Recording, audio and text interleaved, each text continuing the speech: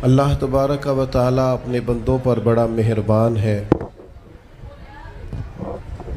وہ اپنے بندوں کو معاف کرنے والا ہے، اپنے بندوں پر رحمت کرنے والا ہے۔ ہم اللہ تعالیٰ کے عاجز بندے ہیں، خواہشات نفسانیہ کئی دفعہ معاذ اللہ غالب آتی ہیں، غلطیاں ہو جاتی ہیں، اور ان غلطیوں کی پاداش میں انسان اپنی جان پر زیادتی کرتا ہے۔ اللہ تعالیٰ معاف کرے تو اس کا سفر اللہ کے عذاب کی طرف ہوتا ہے۔ اب ہمیں یہ حکم ہے کہ ہم سب بار بار استغفار کریں، اپنے رب کی بارگاہ میں اس کے حضور توبہ کریں، اللہ سے معافی کے خواستگار ہوں۔ نبی پاک علیہ الصلوۃ والسلام نے تعلیم امت کے لیے فرمایا ہے کہ میں دن میں 100 بار اپنے رب سے استغفار کرتا ہوں۔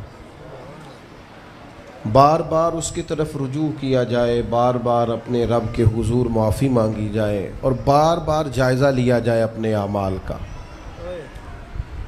بار بار کوشش کی جائے کہ ہم اپنے آپ کو سنواریں، ہم اپنے آپ کو بدلیں، اپنے اندر تبدیلی لائیں، ہم ایسے اعمال کریں جس کی برکت سے اللہ تعالی ہمیں معاف فرمائے۔ اللہ جزائے بڑی مہربانی، جزاک بڑی مہربانی۔ کوشش کریں کہ ہم بار بار اپنا حساب کریں، محاسبہ کریں۔ ہمارے ہاں یہ ہوتا ہے کہ لوگ اپنی جسمانی صحت کا تو بڑا خیال رکھتے ہیں کہ میری طبیعت ٹھیک نہیں، ٹیسٹ کرا لوں، یہ چیز کھاؤں، یہ نہ کھاؤں، میں غور کروں کہ کس چیز سے میری طبیعت خراب ہوتی ہے، کس سے بہتر ہوتی ہے، اس کا بڑا لحاظ اور خیال کیا جاتا ہے۔ لیکن روحانی زندگی کس سے برباد ہوتی ہے، کون سے گناہ ہیں جو باطن کو اجاڑ دیتے ہیں، دل کو تباہ کر دیتے ہیں، اخلاق کا جنازہ نکال دیتے ہیں، اس پر ہم غور نہیں کرتے۔ اپنی ساری زندگی اپنا ظاہر سنوارنے میں گزار دیتے ہیں، اور دل جس پر رب کریم کی نظر کرم رہتی ہے اس پر ہم توجہ نہیں کرتے۔ سب سے پہلے تو اپنا محاسبہ کریں زندگی میں۔ حضرت عمر رضی اللہ تعالیٰ عنہ ایک جملے میں بات بہت بڑی ارشاد فرما گئے۔ آپ فرماتے ہیں کہ اپنا حساب کرو اس سے پہلے کہ تمہارا حساب کیا جائے، پھر حساب کیا جائے گا تمہارا پھر مشکل ہوگی، تو ابھی سے اپنا حساب کیا جائے۔ اب ان لوگوں کا معاملہ ہے جو دنیا سے رخصت ہو گئے۔ انسان خیر اور بدی اس کا مجموعہ ہوتا ہے، انسانوں میں نیکیاں بھی ہوتی ہیں، کمزوریاں بھی ہوتی ہیں۔ اب ہم میں سے جو دنیا سے رخصت ہو گئے ہیں ان کے تعلق سے ہمارے کوئی ذمہ داریاں ہمارے ذمے بچتی ہیں۔ ایک تو ہم سب کا معاملہ ہے، وہ میں نے پہلے عرض کر دیا کہ ہمیں اپنا حساب کرنا ہے، اپنے معاملات کو دیکھنا ہے، استغفار کرنا۔ پھر یہ کہ جو لوگ رخصت ہو گئے ان کے لیے کیا کریں۔ تو چونکہ انسان میں کمیاں بھی ہوتی ہیں، خوبیاں بھی ہوتی ہیں، تو سب سے پہلے تو اللہ کے حبیب علیہ السلام نے ہمیں فرمایا ہے کہ اذکروا محاسن موتاکم، جب تم میں سے کوئی رخصت ہو جائے تو اس کی اچھی اچھی باتوں کا ذکر کرو۔ ایسا نہیں کہ انسان میں ساری خوبیاں ہی ہوں گی، لیکن تم خوبیاں تلاش کر کے ان کا بیان کرو، تم زمین پر اللہ کے گواہ ہو۔ ایک تو جب بھی کسی جانے والے کا ذکر کریں خیر کے ساتھ کریں، بھلائی کے ساتھ کریں، اچھے لفظوں کے ساتھ کریں۔ کہیں کوئی کمی یاد آئے بھی تو اب اسے چھوڑ دے، وہ بندہ رخصت ہو گیا، اس کا ذکر خیر کے ساتھ کرنا، اس کو ذہن میں ضرور بٹھائیں۔ دوسری بات یہ کہ جب کوئی دنیا سے جائے تو اس کی طرف سے ایصال ثواب کریں، یعنی ایسے اعمال کریں جن کی وجہ سے اسے ثواب پہنچے۔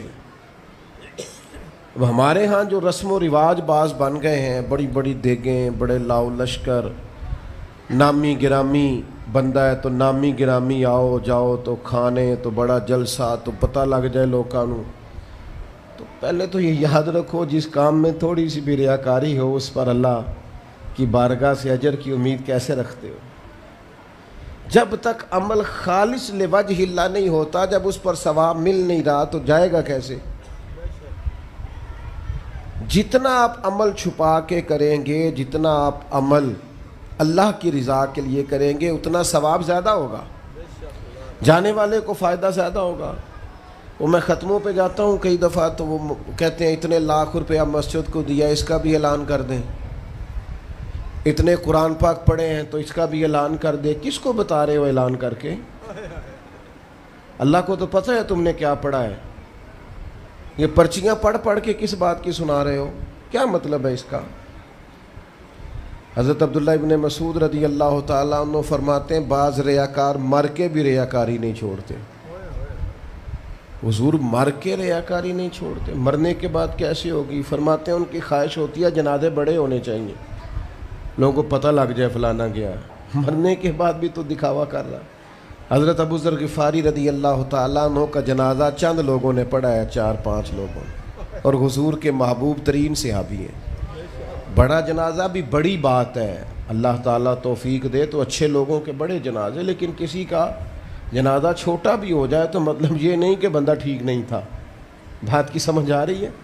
تو میرے عزیز، اصال ثواب کریں تو اللہ کی رضا کے محض پتہ ہوتا ہے محلے میں غریب کون ہے، اپنے والد اور والدہ کے نام پر غریب کو دے دیں، کسی مقروض کی مدد کریں، اس بیچارے کی جان چھوٹ جائے۔ آپ کوئی گلی ٹھیک کرا دیں جہاں سے لوگوں کا گزرنا آسان ہو، آپ کچھ ایسا نظام کر دیں جس سے لوگوں کے لیے آسانیاں پیدا ہو جائیں، لیکن آپ محض وہی کام کریں گے جس سے دکھاوا ہوگا تو کیا امید کرتے ہیں اس پر اجر کی؟ تو اصال ثواب دیکھیں قوم کو ضرورت کیا ہے، وہ والا اصال ثواب کریں۔ حضرت سعد رضی اللہ تعالیٰ عنہ نے جب آن کر کے عرض کیا تھا کہ یا رسول اللہ صلی اللہ تعالیٰ علیہ وسلم، میری والدہ کا انتقال ہو گیا ہے تو میں ان کے لیے کیا کروں؟ تو محبوب نے فرمایا کہ فلاں جگہ پانی کی قلت ہے تو وہاں کنواں کھدوا دے۔ معنی کیا ہے کہ اس پانی پینے سے اللہ تبارک و تعالیٰ تیری ماں کو اس کا اجر عطا فرمائے گا۔ صدقہ تو جس چیز کی ضرورت ہے آپ وہ چیز کر کے دیں، اور ختم چپ کر کے بھی ہو جاتا ہے، گھر کے اندر بھی ہو جاتا ہے، اکیلے بھی ہو جاتا ہے، اس کے لیے لاکھوں کروڑوں لگانے کی کوئی ضرورت بھی نہیں۔ چوتھی بات، تیسری بات، کوشش فرمائیں کہ جو نیکیاں جانے والا کرتا تھا وہ نیکیاں جاری رہیں، اس کے بچے، اس کی اولاد، اس کے سارے رشتہ دار ان نیکیوں، اگر وہ کوئی بھلائی کرتا تھا تو وہ بھلائی ہوتی رہے، وہ جاری رہے، وہ سلسلہ آگے بڑھایا جائے۔ ہم یہ کرتے ہیں کہ ہم خیر کے کاموں کو جاری نہیں رکھتے، بلکہ والد کے جانے کے بعد تو بچے بڑے سیانے ہوتے ہیں، وہ کہتے ہیں ابا جی کو تو بس وہ فلانا غریب بھی لوٹ کے لے جاتا تھا، فلانا بھی اپنی مجبوری سنا کے، تو ہم تو سیانے ہیں۔ اور خدا کے بندے، حضور علیہ السلام نے فرمایا تمہیں جو روزی دی جاتی ہے وہ تمہارے کمزوروں کی وجہ سے دی جاتی ہے، وہ جو ضعیف کمزور لوگ تمہارے دسترخوان سے کھا جاتے ہیں ان کے سبب سے اللہ تعالیٰ تمہیں عطا کرتا ہے۔ تو اس لیے یہ تو کوئی طریقہ نہیں ہے کہ آپ کے بزرگ خیر کا کام کرتے تھے آپ نے چھوڑ دیا، تو آپ ایک کام یہ کریں کہ ان کی نیکیاں جاری رکھیں۔ اور چوتھی بات یہ کہ ان کے لیے دعا کریں۔ دعا ہمیں حضرت ابراہیم نے سکھائی ہے، سورہ ابراہیم میں موجود ہے، ربنا اغفر لی ولوالدی، یا اللہ مجھے بھی بخش دے اور میرے ماں باپ کو بھی، وللمؤمنین یوم یقوم الحساب، اور جس دن تو حساب لے اس دن سارے مومنوں کی بخشش فرما دے۔ ایک شخص نے نا حضور علیہ السلام کے سامنے دعا مانگی، اللہ مجھ پہ رحم فرما اور اپنے نبی پہ رحم فرما۔ حضور فرمانے لگے تو نے اللہ کی رحمت کو محدود کیوں کر دیا ہے؟ تو وہ کہہ سارے مومنوں پہ رحم فرما، سب پہ رحم فرما۔ بھائی سب کے لیے دعا مانگیں۔ یہ 2-4 بچوں کا موبائل کا مسئلہ رہ گیا، باقیوں کا بیٹا بیٹھ جاؤ، پیارے بیٹے بیٹھ جاؤ، پتر بیٹھ جاؤ، آپ بھی بیٹھ جاؤ بیٹے، آپ بیٹھ کے بنائیں، اس میں کیا رہ جائے، کھڑے ہوتے ہیں بیٹا تو پچھلوں کو دقت ہوتی ہے. سنو، زیادہ غور سے سنو. میں تھوڑی تقریر کرنے والا مولوی ہوں، لیکن یہ اللہ کا فضل ہے کہ میں اگر 20 منٹ بات کروں گا تو اس 20 منٹ کے اندر آپ کو کوئی 20 سبق ضرور حاصل ہوں گے انشاءاللہ تعالی. ہاں، وہ کوشش ہوگی کہ وہ جتنی بات ہے وہ تربیتی ہے. وہ بعض دوستوں کا خیال ہوتا ہے لمبی تقریر کرے. میں کیا ہوتے وہ بندہ کر سکتا ہے جنہیں ایک شعر ہی 20 منٹ پڑھنا ہوئے، اجے مزہ نہیں آیا، اجے دوبارہ پڑھو، اجے رل کے پڑھو، تو وہ تو پھر 1.5 گھنٹہ بھی کام چل سکتا ہے. تو جس نے ٹو دی پوائنٹ بات کرنی ہو اس کے لیے تو 10 منٹ بھی بڑے ہوتے ہیں. اور ویسے بھی تقریریں پیٹ بھرنے کے لیے نہیں ہوتی، عمل کرنے کے لیے ہوتی ہیں. اب تو میں ویسے بھی ذرا مصروف زیادہ ہو گیا ہوں، بہت ساری جگہوں پہ جا نہیں پاتا. تو ایک جگہ میں گیا تو ایک بزرگ مجھے کہنے لگے پچھلی دفعہ تسی 40 منٹ تقریر کی تھی سی، حید کی زیادہ کرنی. میں کہا 40 منٹ والی تے عمل ہو گیا جی. تو اگر تقریریں کانوں کی لذت کے لیے سننی ہے تو سنتے رہیں، پھر تو کئی راتیں لوگ جلسے سنتے ہیں. مقصود کیا ہے، نتیجہ کیا ہے؟ جو عرض کر رہا ہوں اس پر غور کریں، سب کے لیے دعا کریں. ایک بات خاص کرنے لگا ہوں، حضرت ابراہیم نے تو بخشش بھی سب لوگوں کی مانگی. حضور علیہ الصلوۃ والسلام بھی دعا کرتے تو امت کے لیے دعا کرتے. کبھی اپنے بھائی کے لیے بھی تو دعا کرو نا یار، اللہ تعالیٰ اسے بھی ذرا زیادہ روزی دے. بھتیجوں کے لیے بھی دعا کرو، بھانجوں کے لیے بھی کرو. توجہ ہے آپ کی میری بات؟ ادھر دیکھیں جی، غور کریں بات. ویسے دعا کرنی چاہیے کہ نہیں محلے داروں کے لیے کہ یا اللہ ادھر والا پڑوسی بھی امیر کر دے تو ایس پاسے والا بھی ہنس دے ہو ہاں نہ نہیں کر دے. یہ دعا مانگنی چاہیے کہ یا اللہ میرے پڑوسیوں کو. نہیں آپ بول ہی نہیں رہے، تسا کتوں منگنی دعا؟ منگنی چاہیے نا، مانگتے ہیں ہم.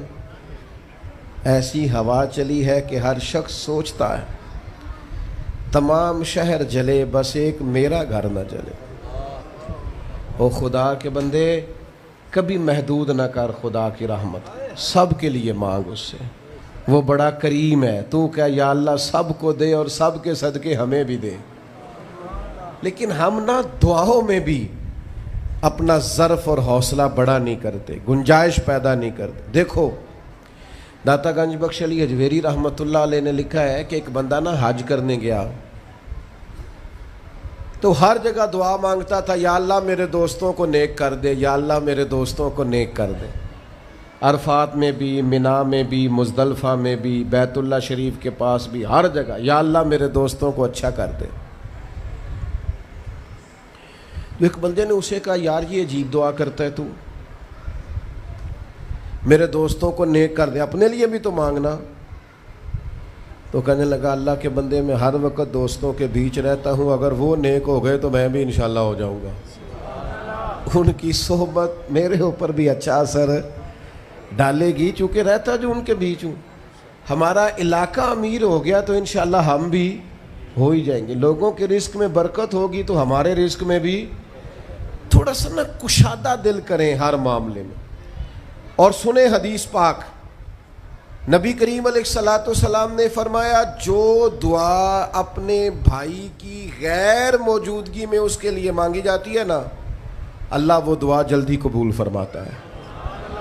اور حضور فرماتے ہیں جب تم اپنے بھائی کی غیر موجودگی میں اس کے لیے دعا مانگتے ہو، اللہ تمہارے سرانے فرشتہ کھڑا کرتا ہے اور فرشتہ کہتا ہے مالک جو یہ اس کے لیے مانگ رہا ہے پہلے اسے عطا فرما. تو کیسی سعادت کی بات. لیکن سینہ کشادہ کرنا پڑے گا، دل بڑا کرنا پڑے گا، حوصلہ بڑا کرنا پڑے گا. جب تک دل، طبیعت، حوصلہ یہ بڑا نہیں ہوتا اتنی دیر تک لطف. حضور کی ساری امت کے لیے دعا مانگیں کہ اے اللہ جتنے خوش عقیدہ ہیں محبوب کے غلام سب کو جنت عطا فرما، سب کے لیے کھول دے دروازے جنت کے. دعا اللہ کی. اچھا پھر دعا مانگنی بھی ذرا ذوق سے چاہیے.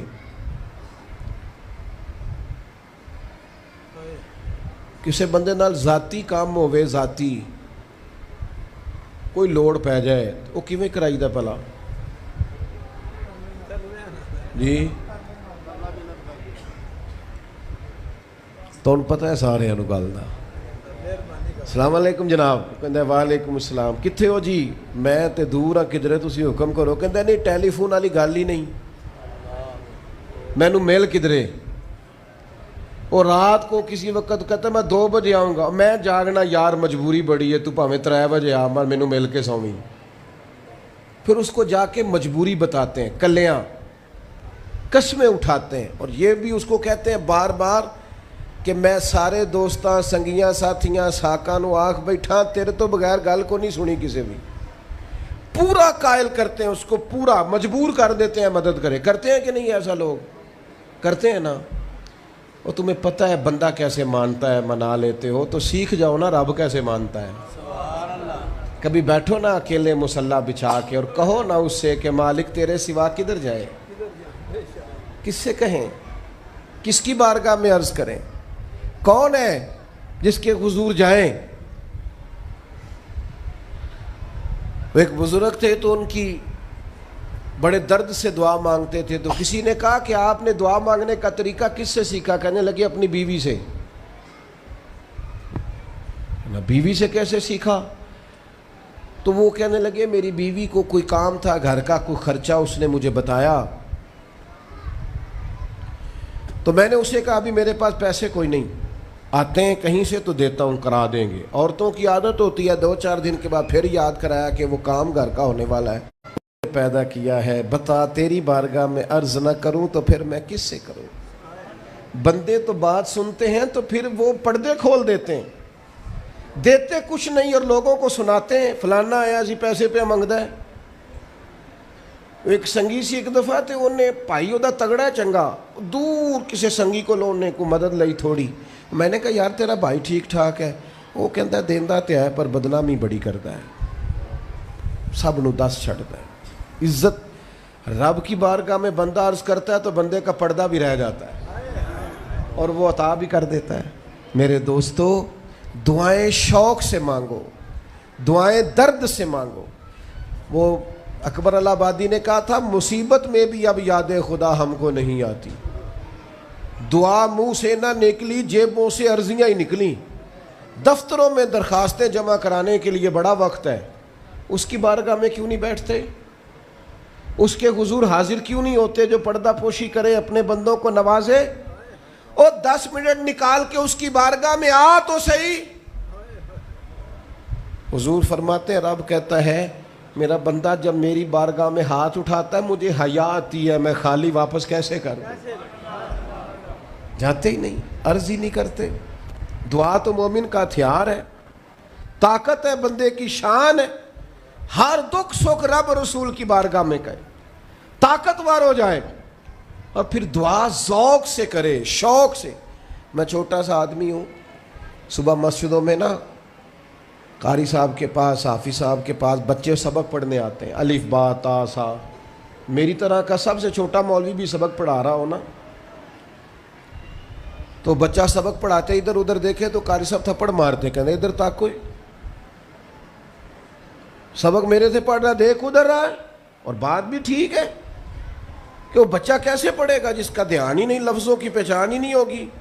डांटते हैं उस्ताद, इधर तवज्जो कर। अजीब लोग ने रब से दुआ मांग रहे हैं, ध्यान किसी और तरफ है, दिल किसी और तरफ है, ज़ौक़ किसी और तरफ, तवज्जो ही कोई नहीं। मांग अल्लाह से रहे। बारगाह कितनी बड़ी है और रटी रटाई दुआएं चल रही हैं, दुआओं में बातें हो रही हैं। उनते बंदे दुआ दे टाइम भी मोबाइल नहीं बंद करते, ओदी भी वीडियो चाहिए उन्होंने, अल्लाह से मांग रहे हैं। उस वक़्त भी तवज्जो। हज़रत मूसा अलैहिस्सलाम ने अर्ज़ की रब की बारगाह में कि मेरी कौम अर्ज़ करती है मालिक तू हमारी दुआएं कबूल नहीं फरमाता। तो अल्लाह करीम ने फरमाया कलीम इनके लफ्ज़ मेरे साथ होते हैं, दिल नहीं मेरे साथ होते। जुमले रटे रटाए बोलना और दिल पता नहीं कहाँ गर्दिश कर रहा है। बात जो दिल से निकलती है असर रखती है, पर नहीं ताकत परवाज मगर रखती। अब जो हम जाने वालों के लिए दुआएं करेंगे, उसमें तो हमें चाहिए आप पीर साहब से दुआ ज़रूर कराएं, अल्लामा साहब से ज़रूर दुआ कराएं, लेकिन जिस ज़ौक़ से पुत्र ने दुआ मांगनी है ना वालिद के लिए, وہ دوسرا کوئی نہیں مانگ سکتا. جو بیٹی نے دعا مانگنی ہے نا درد سے، وہ دوسرا کوئی. آپ خود دعا مانگیں، خود ختم شریف پڑھیں، خود تلاوت کریں. اسی بڑے منفرد لوگ ہاں. ہمارا یہ طریقہ ہے کہ ہم نے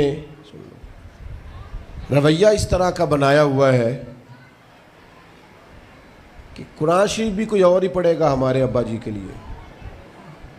او بھائی آپ بھی تو کوئی 2 پارے پڑھے نا اپنے والد کے لیے. وہ میں اینے قرآن پاک پڑھائے نے، تو آپ کنے پڑھے نے بھائی؟ ایک بھی نہیں. وہ سارے مدرسے کے بچے. اور پھر آپ نے ناراض نہیں ہونا میری بات سے. قرآن پاک کے بارے میں نبی پاک علیہ السلام نے فرمایا جب تک دل جمے پڑھو، اور جب دل نہ جمے طبیعت تھکے تو چھوڑ دو. تو جڑا اسی بالا نو بلانے ہیں مدرسے تو کہنے ہیں پورا قرآن پڑھ کے ہی اٹھنا جی، وہ کی مطلب ہے؟ ان کا دل کرے تو آدھا سپارہ پڑھیں، دل کرے تو 1 رکوع پڑھیں. آپ نے تو پابند کر دیا ہے. کس بنیاد پر پابند کیا آپ نے؟ آپ خود پڑھیں. اور پھر علماء نے لکھا ہے بچہ نیت کر لے والد کے لیے پڑھ رہا ہوں، کہنے کی بھی ضرورت نہیں، اللہ ثواب عطا کر دے گا. خود ایک سپارہ نہیں. اور بیٹا بیٹی بھائی سنیں میری بات، اللہ آپ کو سلامت رکھے، میری بات سنیں. اب ہم نے کرنا کیا ہے؟ اب کرنا یہ ہے کہ ہم نے خوب دعا کرنی ہے. آج بھی جن کے ختم کے لیے ہم آئے ہیں نا، ہمارا دل پورا لگ جائے. اس طرح بندہ رب کو مناتا ہے نا، یہ ضروری نہیں کہ یہاں سے سپیکر سے یہ دعا ہوگی وہی دعا ہے. آپ اپنے دل میں 2 جملے کہہ دیں اس کے لیے کہ یا اللہ تو مہربان ہے. دیکھو لمبا نہیں یاد رکھتے لوگ، جو قبروں میں پڑے رہ گئے. آہستہ آہستہ بندے بھولنے لگتے ہیں. جب کسی کا انتقال ہوتا ہے لوگ روز قبرستان جاتے ہیں. پھر تھوڑے دنوں کے بعد یہ روٹین کیے. فرمایا قبر والا ماں، میرا باپ، میری اولاد میرے میرے میرے میرے لیے دعا کریں، میرے اپنے میرے لیے دعا کریں. وہ تو انتظار کر رہا. دوستو اپنے جانے والوں کا بہترین تحفہ ان کے لیے دعا کرو. میری والدہ میرے والد چلے گئے، کوئی مجھ سے پوچھے نا ان کے لیے کیسے دعا کرتے تو میں کہتا ہوں میری سانسیں بھی دعا کرتی، میری دھڑکنیں بھی دعا کرتی. ایک دن نہیں، ایک دن میں کئی دفعہ جب بھی خیال آتا ہے ان کے. قرآن مجید نے خود توجہ دلائی وَقُلْ رَبِّ ارْحَمْهُمَا كَمَا رَبَّيَانِي صَغِيرًا.